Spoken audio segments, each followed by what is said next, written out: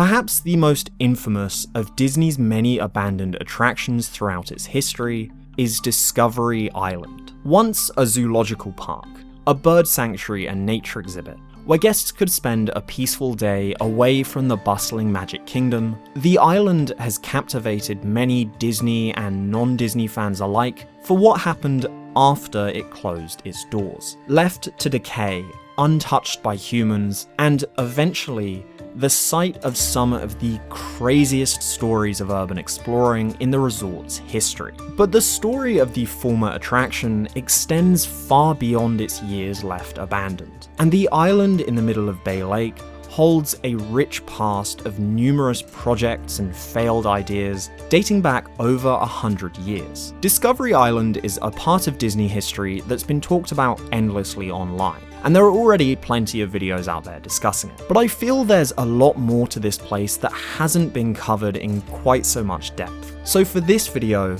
I really want to dive deep into the history of Disney's abandoned island, cover all aspects of its lifespan, from its early pre-Disney origins through its abandonment, all the way to its current state, and what the future might hold. In the late 19th century, America's railways were expanding rapidly. Transcontinental lines took goods and people from coast to coast in record time, and new lines were constantly being installed, connecting many once isolated parts of the country to the wider national network. In 1883, an investor and railroad tycoon in Georgia and South Carolina named Henry B. Plant sought to expand his empire south into the orange-growing state of Florida. And by the end of the year, he connected the South Florida Railroad from a small town named Orlando to a relatively isolated town of about 800 people on Florida's west coast named Tampa. Plant was buying up a lot of land in central Florida, between Orlando and Tampa, in order to build the railroad. And among the land, Plant had become the owner of a large lake, about 12 miles southwest of Orlando, named Bay Lake. Not needing the lake for railroad construction, the property would change hands multiple times, eventually winding up under the ownership of a man named Joel Riles. The main appeal of the property was not the lake itself, but instead the fact that the lake contained a sizable island in its southern part, big enough for the owner to build a house and live on. And around this time, the island became known to locals as Riles Island, after its owner. The next 20 to 30 years of Riles Island would be complicated, as it changed hands several more times, supposedly becoming known at one point as Raz Island, after the family that lived and farmed there. Eventually though, in 1937, Raz/Riles Island would find a more long-term owner, an Orlando local named Delmar Nicholson. Nicholson was a radio broadcaster and engineer, more well known in the area by his nickname Radio Nick. But he was also an entrepreneur and a lover of wildlife. And in the early 1930s, Radio Nick had set out on the rather optimistic pursuit of opening Orlando's first ever zoo, named the Orlo Zoo. Radio Nick's zoo pretty much ended up being a colossal failure, only ever opening in a half-finished state for a few years, and being plagued by numerous animal escapes, including one where a deer chased two women down the street, and multiple instances of monkeys escaping through holes in their deteriorating enclosures. Nicholson's hopes of bringing animal exhibits to Orlando would end around the time he bought Riles Island, as the zoo ran out of funds. Instead, he would focus his non-radio pursuits on fruit growing, renaming his new purchase to Idle Bay Island, clearing it and using it to grow limes and mangoes throughout the 1940s. Nicholson would live there with his wife and pet Crane during his early retirement,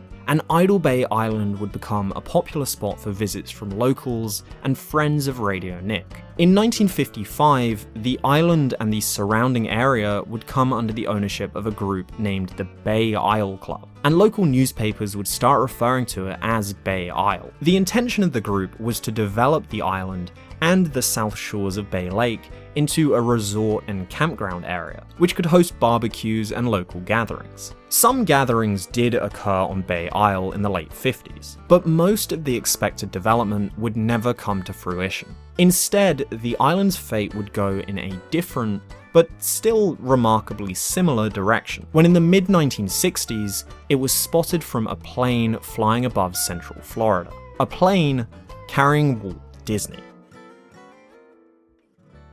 By 1965, Disney had secretly purchased a massive expanse of undeveloped land southwest of Orlando for the company's biggest project in its history, known internally as the Florida Project, involving the construction of a brand new theme park, a resort area, and an entire city of tomorrow at its center. The theme park and resort area would come first. In one of the surveying flights over the property, Walt Disney had spotted Bay Isle, and, interested by the island, declared that the Bay Lake region of the property should be the first part to be developed. Unfortunately, Walt Disney would pass away the following year, before ground was ever broken on his Florida project, and the task of building the massive resort was taken over by his brother Roy. Roy would postpone the crown jewel of the project, the city of the future his brother had designed, but he would go ahead with the theme park and vacation areas. And in 1967, the Disney company broke ground on the now named Walt Disney World. Later site surveys had selected an area to the west of Bay Lake as the best location for construction of Disney World's first theme park, more or less in the same place it had been on the original plan. However, the ground to its south, where resort hotels and golf courses were originally intended to go, was found to be completely unsuitable for construction. To circumvent this issue, Disney decided that that section would be turned into a new artificial lake, providing a picturesque foreground for the new park. And so that land was excavated, with Bay Lake feeding into it to create the new Seven Seas Lagoon. As part of this construction, Bay Lake was drained and dredged, and white sand that was found beneath the silt of the lake was used to create sandy beaches on the shores of the Seven Seas Lagoon. With the creation of a brand new body of water, Bay Lake was no longer the focal point of the area. The now named Magic Kingdom Park and Disney World's hotels, the Polynesian and the Contemporary, all sat around the edge of the Seven Seas Lagoon, and Bay Lake was more secluded. Instead, on the south shore of Bay Lake, Disney would build the more budget-friendly Fort Wilderness campgrounds, a network of campsites and RV parks, a complement to that sleepy, much emptier vibe of Bay Lake. Disney World opened in 1971, offering a theme park, golf, swimming, sailing, water skiing, horseback riding, and a range of other outdoor recreational activities. And they would move a little bit in the direction of doing something with their newly acquired island. On their resort maps, Bay Isle would now receive its fourth or fifth name, depending on how you interpret the timeline, now appearing as Blackbeard's Island. At this point in development, Disney had hoped that Blackbeard's Island would eventually open as a walk-around attraction with a pirate theme, where guests could discover shipwrecks, buried treasure, and a pirate fort, similar to something like Tom Sawyer Island, but on a much larger scale. However, by the time Disney World opened, this hadn't yet happened, and while Blackbeard Island would occasionally be mentioned, it would remain closed to visitors, completely empty. The original Florida project plans had called for several additional artificial islands to be constructed to the west of it, but with the focus of Phase 1 of Walt Disney World shifting to the Seven Seas Lagoon, there was no longer a need to do this. Instead, Blackbeard's Island would have to wait until the first expansions would arrive at Disney World a few years later, and it would finally greet resort guests for the first time. In 1974, the Blackbeard's Island name was switched to one of the 3 artificial islands in the Seven Seas Lagoon, but the pirate idea for Bay Lake would remain, now under yet another new name, Treasure Island. Rather than a general pirate theme, Treasure Island would be themed more specifically around the classic live-action Disney movie of the same name, with sites recreating scenes from the movie. Guests could take a boat from either Fort Wilderness or the Contemporary, one with narration about the island and one without. However, when Treasure Island opened, it ended up being greatly reduced from the original plan. It did have a pirate theme, Sort of. The locations marked on the map were all named after characters and locations from the movie, but the only really significant piece of theming on the entire island was a shipwreck depicting Captain Flint's ship, the Walrus. Instead, what the island had were a number of exotic birds, mostly parrots, who complemented the pirate Caribbean theme. In 1976, Treasure Island was even used as a filming location for the finale of a Disney pirate movie named The Treasure of Matecumbe. Treasure Island was a ticketed experience, but not one that was particularly big, and most guests wouldn't need to spend more than a couple of hours there before heading back to the mainland. This was quite common for Disney World in the 1970s. Having just one park, the resort often promoted the smaller additional attractions it had to flesh out its vacation kingdom identity. But still, the promise of Treasure Island didn't seem to be enough to entice guests to take the trip. Potentially because before it had even opened, they already had a much more popular pirate-themed attraction available to them in the form of Pirates of the Caribbean. And so, in 1978, Disney would undertake a renovation of their island destination. As already mentioned, Treasure Island was home to several species of birds. Tickets referred to it as Bay Lake's tropical island paradise, and so Disney decided that they would simply lean into this tropical wildlife idea, populate the location with even more birds and other animals, and make that the focus of the experience. The shipwreck would stay, as it wasn't really worth the effort to remove it, and now it would become a more general piece of theming, and the island would reopen under the new name Discovery Island. In promotional material, it claimed to host more than 500 rare or endangered species from around the world. As well as the parrots and macaws from the Treasure Island era, there were other birds like toucans, cockatoos, swans, pelicans, flamingos. Much like when Radio Nick lived there, it was home to cranes, and Disney had also brought more than just birds to populate the attraction. Deer and even some alligators were present, as were 5 Galapagos tortoises, nearly 150 years old. Disney planted more varieties of trees from around the world, alongside bamboo, flowers, and other plants, which it included in its 500 species number. In 1978, tickets to Discovery Island cost $1.50, inclusive of transportation to and from the island. There was also an upcharge ticket with a slightly more scenic, narrated boat tour of Disney World's lakes. Alternatively, a ticket which also included entry to the nearby River Country water park cost $5.75. Guests would first arrive at the main dock, and the first attraction they would find would be the Cuckoo Cabana, where macaws and cockatoos were kept until it was time for them to perform in the show next door, a bird show named Jose Carioca's Flyers. Discovery Island was designed in such a way so that most guests would experience it linearly, with a winding pathway taking them anti-clockwise through the thick foliage of the island, out onto the beach, and then returning back to the dock to take the boat to the mainland, reducing two-way foot traffic that would risk clogging up the narrow thoroughfares on the small, densely packed island. After the bird show, the next stop was a tower that offered a bird's eye view of the island and the surrounding parts of Bay Lake.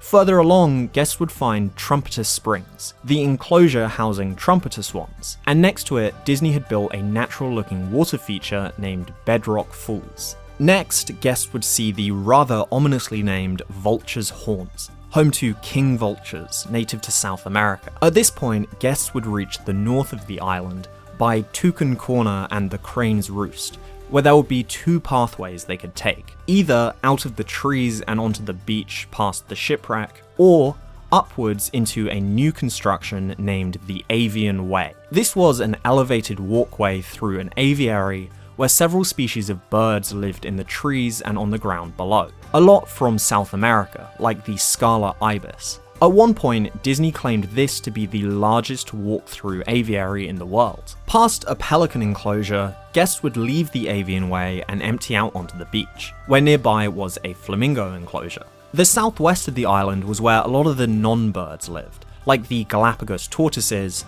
and the alligators in an alcove named Gator Gulch. Following the pathway back inland, guests would pass the final attraction, the Eagle's Watch, where an American bald eagle lived, and they'd find themselves back by the Thirsty Perch snack bar and the Discovery Island dock, ready to take the boat back home.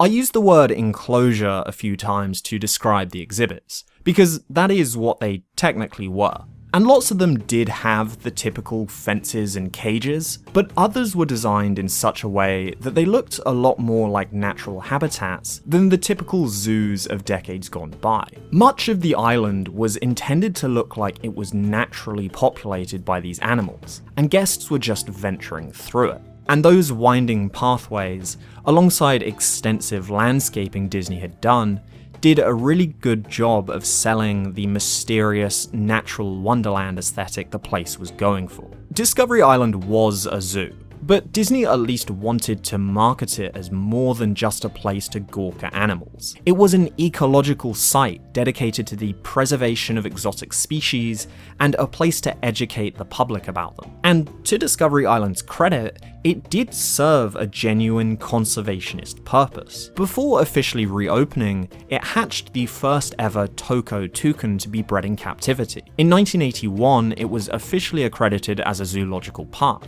and in 1983, it became home to the last 4 remaining dusky seaside sparrows, a marshland bird native to Florida that had become critically endangered due to a combination of pesticide use and habitat destruction related to the Kennedy Space Center. Despite Discovery Island's great aesthetic design and massive amount of interesting animals to see, it still struggled to convince all that many guests to take the boat trip over. In 1982, Walt Disney World expanded even further, opening its second park, Epcot Center, a modification of the original City of Tomorrow plans Walt Disney had laid out in the 60s, and Discovery Island sank further down the list of priorities for guests. But this wasn't really a big issue. Discovery Island wasn't intended to be a big draw of Disney World, but rather a small, optional experience among many other small experiences outside of Magic Kingdom. It was successful enough to keep going, but not much more beyond that. A location that served a more complete purpose than Treasure Island before it, but nothing special. Disney also didn't put a huge amount of effort into marketing it, beyond a basic nod to its existence at the end of guidebooks and informational videos. The 80s remained a relatively quiet decade for the island, and for the wider, slow recreation side of Disney World around Fort Wilderness. Because of its relative obscurity, it's hard to get a definitive timeline for the exact changes made in specific years. But sometime in the mid-80s, the Jose Carioca Flyers show was updated and renamed to the more low-key Discovery Island Bird Show. The Bird's Eye View Tower also disappeared around this time, as it stopped appearing on maps, and some new animals were brought onto the island, like a group of lemurs. Although I'm not exactly sure when, all I know is that it was at least 1987. In 1986, Disney published a guidebook featuring a section talking about their attempts to crossbreed those critically endangered sparrows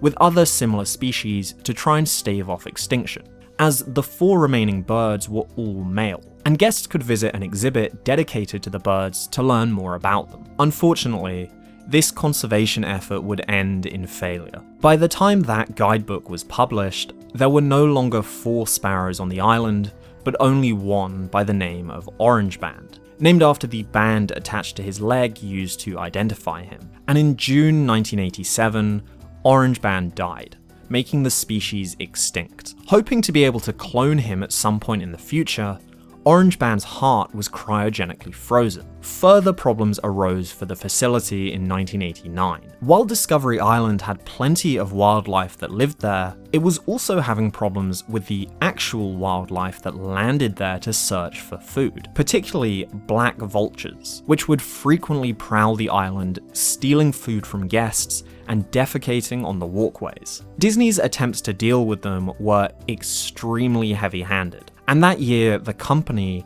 and 5 individual employees were charged with 16 counts of animal cruelty related to allegations that cast members had shot at hawks and falcons, knocked eggs from wild nests, beaten vultures, and trapped as many as 72 of them in a tiny overheated shed only big enough for 3. Charges that Disney eventually settled by paying a $95,000 fine and allowing increased government oversight on operations on the island. As Disney World's offerings became more plentiful throughout the 90s, Discovery Island's prominence decreased even further, demoted to the smallest footnote in pamphlets and vacation planning videos. Small changes did still occur though. More monkeys and reptiles were brought in, the Avian Way was rebranded to the South American Aviary, and an animal hospital was built. And by the late 90s, the map of the island looked like this. A scavenger hunt was added to the island at one point, where guests could find answers to questions they received upon arrival on different signposts throughout their route. Successfully answering the questions would win them a Jiminy Cricket Earth Day button. And in classic Disney fashion, the place had even gained a corporate sponsor. Gaines Food at the beginning of the decade,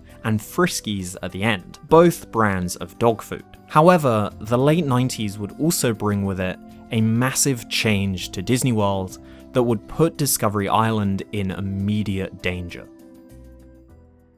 On April 22nd, 1998, Disney's Animal Kingdom held its grand opening, a new theme park themed around the world of animals and animal conservation. A very familiar idea for any guests that had ventured out into Bay Lake. Animal Kingdom had taken the idea of building naturalistic environments for its animals and scaled it up beyond anything Discovery Island was capable of. The new park beat the old attraction in every conceivable way. For starters, it was much bigger, the biggest theme park by area that Disney had ever built, due in no small part to the massive animal habitats, particularly in the park's flagship attraction, Kilimanjaro Safaris. This new park was not just a place to view birds and a few lemurs, but now also lions, hippos, and elephants, animals that could never fit on a tiny island in Bay Lake. Animal Kingdom's conservation and animal care facilities were also far better equipped than Discovery Island. Its scale made its theming more extensive and elaborate,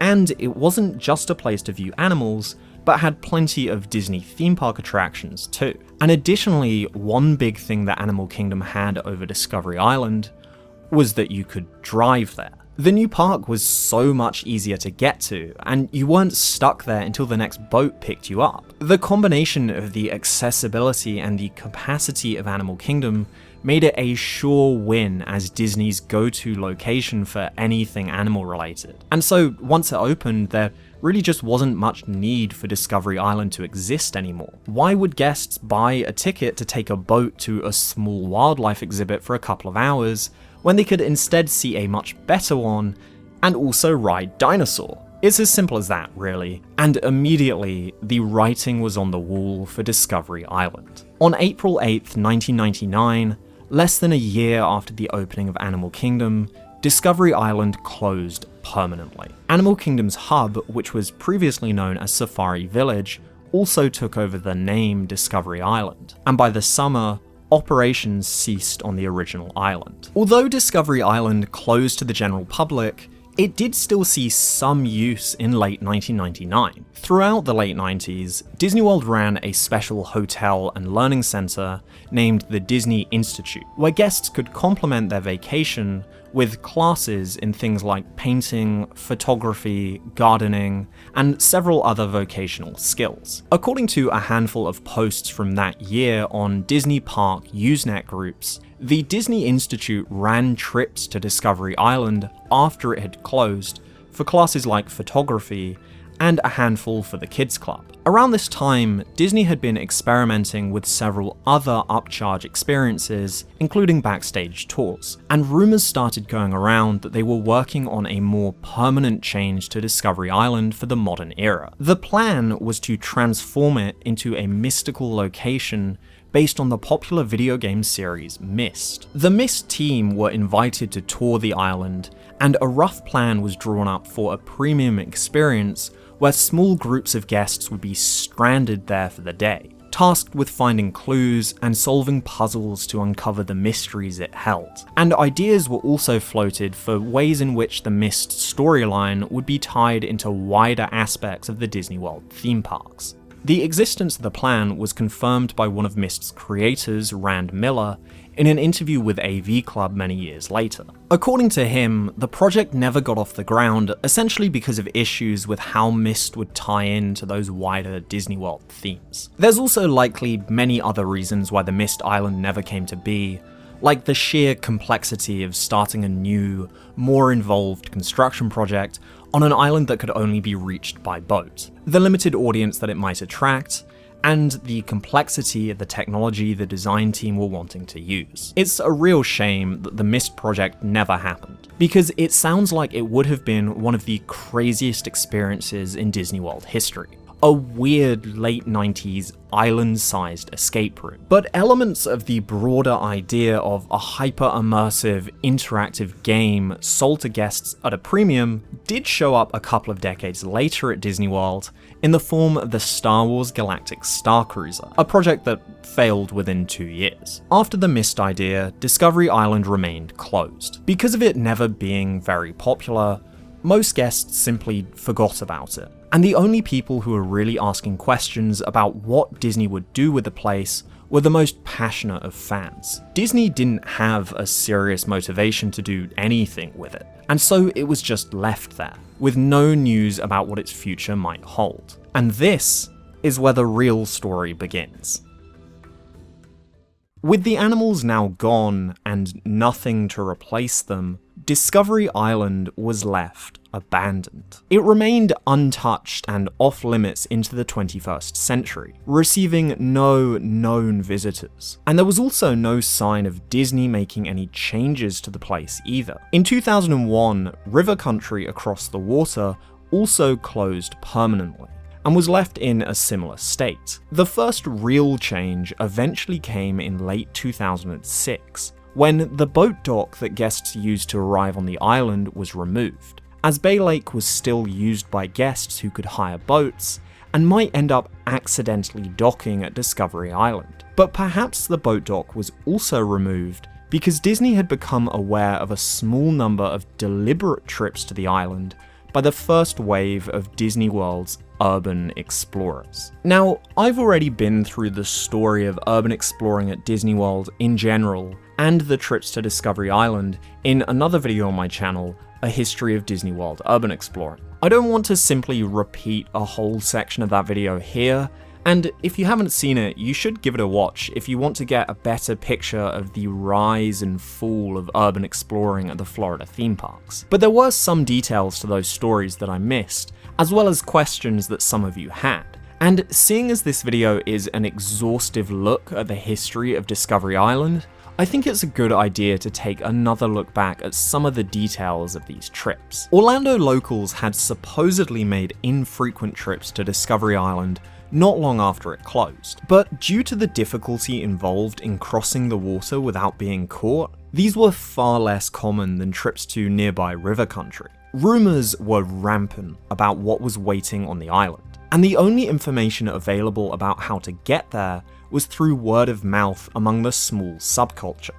As I mentioned earlier, the place had problems managing wild birds who attempted to nest there, and now, with no one to scare them away, those birds could be seen going to and from the island regularly. And many of the rumors focused on the idea that wild animals had taken over the place. The first confirmed, documented case of people visiting in its abandoned state likely happened around 2005, when photographer and well-known urban explorer Shane Perez took a trip there with his friends under the cover of darkness. This is one of the stories covered in my Urbex history video. Perez and his friends successfully landed on Discovery Island on their second attempt, after failing to take an inflatable boat the year before, due to a misunderstanding about how far away the island actually was from the shore. This time, they swam the distance from nearby abandoned river country. carrying their stuff in waterproof bags and stashing it in the trees upon arrival.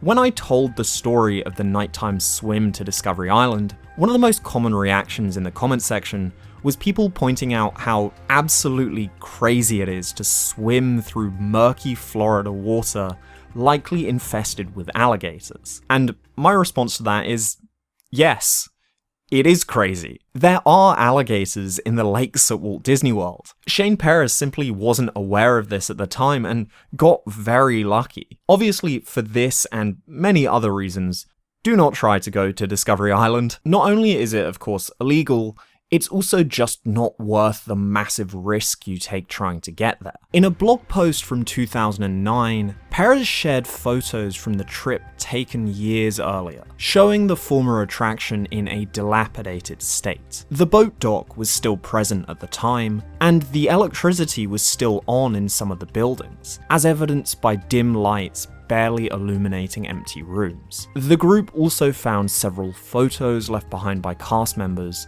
showing the island when it was open, and preserved snakes in makeshift containers. The main thing I want to re-highlight from this story, though, was when they entered one building and found two young vultures, who hissed at them until they left. This is an important detail for the broader history of post-abandonment Discovery Island, because occasionally when reading about this topic online, you might find claims that when Disney shut it, they simply left the animals behind to fend for themselves. The rumor about the animals being left behind had existed before this trip.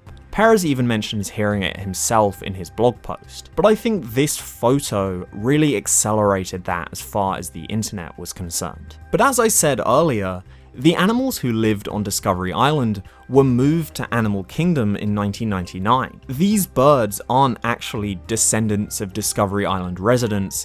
These are baby black vultures, a species native to Florida, and one of those species that Disney was having so much trouble keeping away in the 80s. So these are clearly just wild birds that have re-inhabited the island after its closure. So the location Disney had operated for so many years as a bird sanctuary was now a bird sanctuary in a different sort of way. The next well-documented trip happened in 2007, when members from the group Flurbex, the Florida Urban Exploration Group, led by an urban explorer named Nomius, went to the island and also found many of the same sites, and provided additional photos of employee-only areas and a look at the maintenance dock, now the only remaining dock on the island. But unlike the wider world of Disney urban exploring that rapidly emerged in the 2010s, the following years would not bring more trips to Discovery Island. It wouldn't be for another 10 years that the next wave of trips would take place.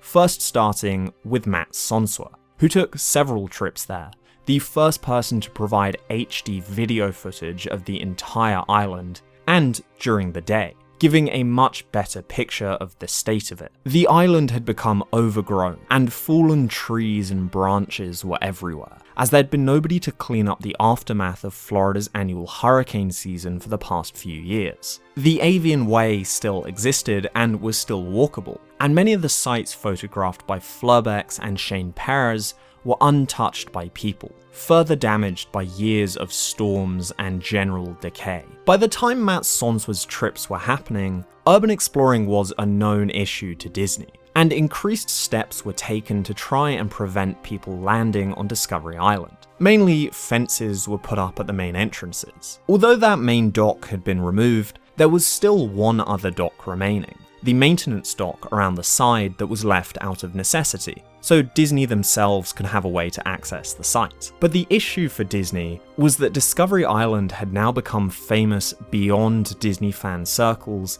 for these exact insane stories of people venturing through its decay. And now, even more people were attempting to do increasingly reckless things at Disney World's most infamous location. I kind of glossed over a lot of these stories in my Urbex history video for the sake of brevity. So let's do a roundup of the most well-known trips from 2018 onwards. Very soon after Matt Sonsua's trips, a more general urban exploring YouTuber named Standard Stealth uploaded a video documenting him spending well over a day on Discovery Island. Arriving ashore in an inflatable kayak and spending the night on the beach, he then spent the day exploring the same sites. Most explorers seem to be interested mainly in the backstage areas, as these contain the most buildings, maintenance and animal care areas, full of old documents and miscellaneous ephemera from the 90s. Of note in Standard Stealth's video was a whiteboard in a backstage area, which, among notes from the late 90s, were the signatures of several urban explorers who came before, including a dated signature from the most recent trip by Matt Sonswa, and the names of several other people not previously known, providing a slightly more complete record of trips. And he found one more thing. Among the old gear and Disney merchandise rotting away, Standard Stealth came across what appeared to be very modern pest control devices, suggesting that Disney was still occasionally visiting. 2 years later, in 2020, more trips would occur from urban exploring YouTube. Two YouTubers named Seth Borden and Max Power, each with their own channels, would take a joint trip to camp overnight. The pair made a very similar trip to Standard Stealth, taking a kayak and initially attempting to land on the beach. But by this point, the beach had become seriously overgrown, and the shipwreck that used to be visible from passing boats was now almost completely covered. So instead, they opted for the maintenance dock. Under the cover of the tree canopy, they documented sites like the Animal Hospital, the Swan Exhibit, and the Avian Way. And later that year would be the last and most unbelievable story to be documented.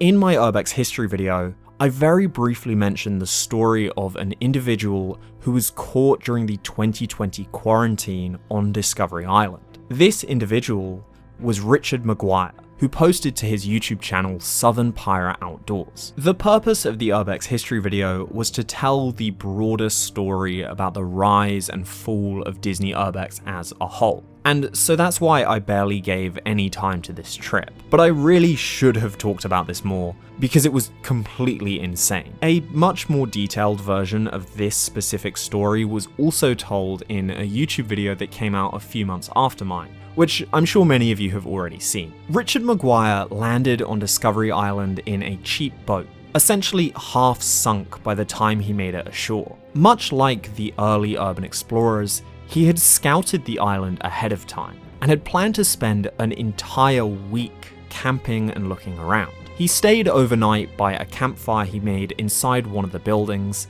and set about the next day through the same areas as all of the others who had come before him. However, Disney had been preparing for the likelihood that more people would attempt to trespass there, and they'd set up trail cameras, motion activated to alert them to any movement. I'm not entirely sure, as I'm not an expert in setting up trail cams, but the fact that this particular camera was mounted quite high up, to me says it wasn't looking for wildlife, but was specifically placed to catch trespassers. Richard Maguire had inadvertently set off the camera. Realizing his mistake, he hurriedly began preparing to leave the island, but almost immediately, Disney was hot on his trail and called in the police, who landed ashore, guns drawn, searching for him. More police found his boat and surrounded the island, and at one point a helicopter circled overhead looking for him. After several hours of hiding, he eventually decided to make a break for it and swim back to the mainland, just as Shane Perez had done years before. Richard Maguire did escape Discovery Island, but was later arrested on suspicion of trespassing after turning himself in. He ended up entering a plea deal, paying a $100 fine, and receiving a lifetime ban from Disney World. Since 2020, there have been no known incidents related to Discovery Island. After how high profile the final one was, Disney are incredibly serious about keeping would-be urban explorers away. Nearly everyone who has tried to get to the island since its closure has either been permanently banned from Disney World or has just never been back in order to receive that trespass. And with the surveillance they clearly now have on it, it is considerably more difficult to get there than it was 20 years ago. And beyond the urban exploring, there's also been no news about what could possibly replace the site. Even River Country, which lay in a similarly abandoned state for nearly 20 years, eventually got demolished. But since the missed plans in the late 90s, there hasn't even been so much as a hint that Disney are thinking of using the island for anything new. And I think that's for a few pretty obvious reasons. The first one is, with it being an island, it's just so much more difficult to get any construction equipment to it. And so even simply demolishing the buildings would be far more time consuming and expensive than it's really worth. And the second is that Disney have probably left it too late to get much use out of the place without, again, a really extensive and expensive cleanup job. It's so overgrown and dilapidated now, that just adds to the difficulty of doing anything with the place. There are other issues too. It's currently the nesting ground for flocks of wild vultures, something that was an issue when it was still operational. So even if they were to try and reuse it, they would still be dealing with that same issue. And of course, with Discovery Island never having been that popular in the first place, and with it now sitting in a quite secluded part of the resort, most guests aren't even aware of its existence. It's not drawing as much attention as it would if it was sitting in the middle of Main Street, USA, and so there's no real demand for it to be put into use. So it's not that big of a deal for Disney to leave it as it is. The biggest issue Disney faces with it right now is the risk from trespassers, and there hasn't been a known one since 2020. But there is one more recent development in this part of Walt Disney World that might motivate Disney to finally do something with Discovery Island. I just mentioned that the similarly abandoned river country across the water was torn down back in 2018. In my video I made on that place in 2023, I spoke about Disney's plans to build a hotel on the site, how construction was about to get underway, and then the pandemic paused the plans, and it seemed like it wasn't going to happen anymore. That information was correct at the time, but since that video was made, Disney have finally restarted construction on that hotel. A hotel which will directly overlook Discovery Island. I'm still unsure if this will actually change anything, but an expensive hotel where paying guests will now be up close and personal with an abandoned wildlife sanctuary teeming with vultures might not be the best look for Disney. And suddenly, plenty of people who had previously been unaware of the place will now be face to face with the creepy shores staring at them from across the water. So just maybe, the new hotel might motivate Disney to finally clean up Discovery Island. I see it as very unlikely that another attraction will go there, ever. It's pretty obvious that most guests just don't want to travel to it, but perhaps something like the villas that exist at the Polynesian could be built there in the future. The reason for Discovery Island's closure looks obvious. It was the opening of Animal Kingdom, rendering it redundant. But before Animal Kingdom even came along, it was already having problems with animal care, likely exacerbated by housing so many of them on such a cramped island. So I do wonder if Animal Kingdom was more of a good excuse for Disney to close the place, rather than the main contributing factor. Discovery Island's post-abandonment history is fascinating, and it's a place that is far more well known for that era of its existence than when it was actually operating. But I think its pre-closure state doesn't get enough credit because it was also a super interesting place. The way it made the most of its limited space, and the way the whole experience was designed to take you from exhibit to exhibit is really cool from a design perspective. And there's a real progression you can see from here to Animal Kingdom, with the way enclosures were designed to blend in with a more natural looking landscape. As crazy as Disney's abandoned zoo is as a concept, I really hope this isn't the final state for the natural island in the middle of Bay Lake. There's too much of a deep history to this place for it to just end up lost forever. It's a site that is intrinsically tied to river country, with how they were grouped together during their lifetime, and how they both suffered similar ends. And so I really hope that in much the same way, something does happen to the place soon, however unlikely that might be. Do you have a favourite part of Discovery Island history? Did you ever visit it yourself? And what are your hopes for the future of the island? Let me know in the comments. I hope you enjoyed the look back at such an infamous part of Disney World history. I'm also really sorry that this is late. As you can see, it's quite a big topic, so I wanted to take the time to do it properly. This has been a topic I've thought about covering for a while, but I knew if I wanted to cover something so widely talked about, I really needed to dive super deep to make it worth doing. And as I've been gaining a bit more confidence in upping the ambition of these videos, it was something I thought I'd try now. I also really need to say, a lot of that information about Discovery Island's pre-Disney owners I found out via this specific article written on Retro WDW, which provided this amazing outline, complete with links to historical documents, that was just invaluable in pointing me in the right direction to continue that part of the research. Retro WDW is undoubtedly one of the very best groups for early Disney World history. And so if you want to read more of that article, I'll link it in the description alongside my usual set of sources. Other than that, if you haven't already, please consider subscribing, as more videos on theme parks are always coming in the future, and as always, I'll see you next time.